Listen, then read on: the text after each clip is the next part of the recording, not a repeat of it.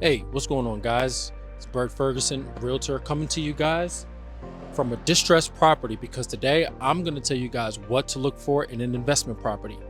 What you see behind me right now is a property that one of my investor clients is getting ready to purchase and make a profit on. And a lot of people reach out to me and want to know, you know, what should I look for in an investment property? Well, in this video, I'm going to break it down for you guys, so stay tuned. See ya. All right, guys, so I'm back here at the home office and I wanted to continue our video on what to look for in an investment property. So the first thing that I always say is location, of course. Now, this is going to be super important because you want to know what's going to actually end up happening in that area, what's the current conditions of that area, market, rental rates, all of that stuff. So desirability of the location. The property we were just at would be in a desirable location because we're in between two towns. So you have options of school district, you also have options for healthcare, and you also have a lot of growth options because this particular area fills a gap in our state where we are seeing a low inventory situation, but a lot of buyers, so they're being pushed into that location. This means there's potential that once that home gets rehabbed and put on the market, it is very highly likely that it'll get bid up because there's not a whole lot of homes for people to choose from. They're coming to that area, which is going to increase that demand because of the low supply and demand. Also, rental rates. This is very, very big because we are seeing rising interest rates. We're seeing a job market that's a little tough. Rents are in our area and in that particular area are going to be something that people want to look at and can actually take advantage of as a potential real estate investor. So desirability, the growth prospects of the particular market, and what does the rental market look like for that particular area. So those are three things that you want to start out with when you're looking at the market conditions. So that's number one. All right, so number two is going to be our real estate math, or figuring out the financials on this particular property. So we're going to want to know basically what the expenses are going to be and what that's going to look like versus the property's value. So we really want to get its cap rate basically by taking the property's net operating expenses, its mortgage, its insurance, taxes, maintenance, and divide that over or put it over the home's value. And we really want to get a cap rate between 5 and 10%. I know some investors look at about 12%, but they basically want to know, okay, if we take all of the property's expenses and we divide that by how much we're going to get in rent per month, will this property cash flow? That's the biggest thing that you want to look for, whether you're holding the property or whether you're fixing the property and flipping it. You really want to know, okay, how much money am I going to put in with the purchase, hard money loan, if you're going to purchase with a hard money loan, or if you're going to purchase with a conventional loan or conventional loan product. And what I'll say is a hard money loan, they look at what the asset is actually worth. When you get conventional financing to do an investment property, they're going to look at you, the borrower. That's the big difference. So a lot of people often ask me, hey, Bert, what's the difference if I'm trying to be an investor and I want to get financing? What does that look like? You've either got hard money or you've got conventional 203K, FHA 203K repair loan. And the hard money loan looks at the asset and says, how much can this asset be worth? And we'll finance the project based on that. But they've got higher payments per month. So you really got to get that project done and you really got to be within your margins. Versus if you get a 203K loan, you go to a lending bank, you go to a bank or a lending institution and say, hey, I want to get a 203K loan. They're going to look at you and see your debt to income ratio as a borrower. The rates may be a little more, they may be a little better. So you may not pay as much per month to hold this property while you're doing repairs and getting it ready. It just all depends on what you're trying to do, how much money you've got, and all of that stuff. So basically with our financials, man, we want to know what our cap rate's going to be. What percentage point are we going to land at between 5 to 10% on, hey, how much is it going to cost per month to get everything operating in this property monthly versus the property's value? The home that we saw at the beginning of the video, that property is going to sit anywhere between 6 and 7% because of what we could get it for at a purchase cash, how much work needs to be done, and what it could sell for because of what I mentioned in our last segment. Our potential market conditions show that we have a low supply with a high demand. So there's opportunity there. All right. So for this segment, always remember the cap rate. Very, very important. So next thing that we're going to look at when we're looking at an investment property is the actual property itself. What condition is the property in, and can you take that on? Does it need a new roof?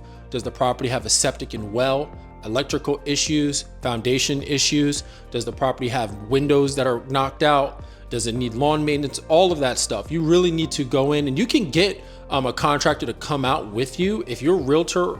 And this is why buying an investment property in an area you may not be familiar with it's good to have a realtor with you, because I have access to contractors, I have access to service providers, I have access to financing, all of these different things in micro markets that can help you determine if a property is a good investment or not. I already have those contacts. So you need to look at that property's condition and assess, okay, how much work needs to be put into this property? What I'll say is always look out for fire damage, always look out for water damage. And if you've got a well or a septic on that property, those are the very first things that you need to take care of. If you got a property and you're thinking about buying it as an investment, it really doesn't matter what the condition of the home is if you don't know the condition of that well or that septic. I've seen those destroy deals. I've seen those really put investors in a bad situation because they've got to go and get a whole new septic system on that property. They may be a little bit more available, because if someone sees an investment property that's on city sewer or city water where you don't have to worry about those issues, they're going to go faster. So you may see a property that's out there as an investment and it's sitting on a private well or sitting on a septic system. Always make sure you get the condition of those first. And we can talk a little bit more about septic systems. I get a lot of questions about those, so we'll do a separate video on that. But yeah, the property's condition. How much work needs to go into this property to make it profitable? You need to know what you can purchase it at, how much work's going to get done, and what its after repair value is, or ARV. It's going to help you out a lot. All right, so you've found a property, you're deciding on what its cap rate could be, you know that the market is good, the condition of the property you're willing to go into. Next really is that financing, and I mentioned that a little bit earlier. How are you going to finance the purchase and the renovation of your investment property? What I always say is the more money that you have, the better, because you're not as over levered.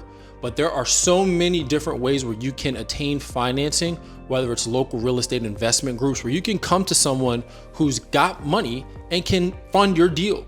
I've seen many investors do this. Usually, again, that's going to be hard money. So you've got to have your numbers together, because every single month that hard money loan is going to be the first thing that you need to pay because that's what's holding your property. They have helped you purchase this property just like a regular loan, but their rates are a little bit higher. It's going to be a little more expensive per month for you to hold that property while you continue to do the renovations. So financing is a very, very big key. Cash is always good. Not everyone has $200,000-$300,000 lying around to be able to do a flip right out of cash.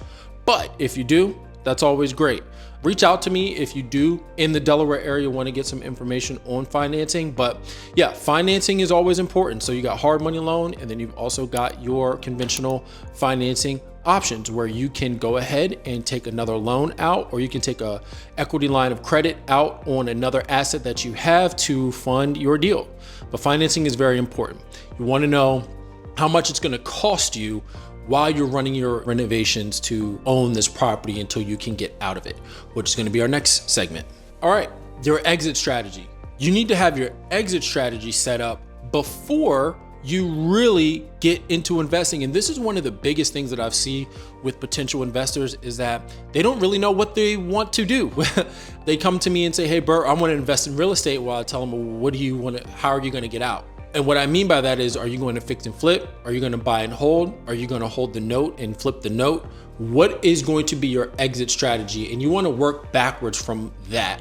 Maybe you want to build a real estate portfolio, take a property, flip it, put a renter in there, and then have that property cash flow, get some equity into that property, and then use that property as a piece of collateral to have a down payment on another property and start a real estate portfolio. Or maybe you just want to get into a property, renovate it, and flip and get out of it, take those funds into a 1031 tax exchange and go to the next property. There's so many different things that you can do when it comes to exiting your property. You really want to know what your strategy is before you go out, because it helps tailor down what properties work or not, what's too much of a project or not.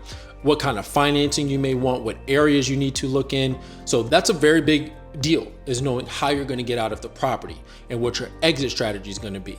So again, these are what you need to look for when you're starting out in real estate investing. Now there's more minutia in each one of those details, but this right here, if you watch this video and send it to someone you know who's looking to get into real estate investing, this is going to be a really great starting point. So thanks for watching. Make sure you like and subscribe to my channel. This is Bert Ferguson, realtor with the Rush Home team of Compass, and happy investing. See ya.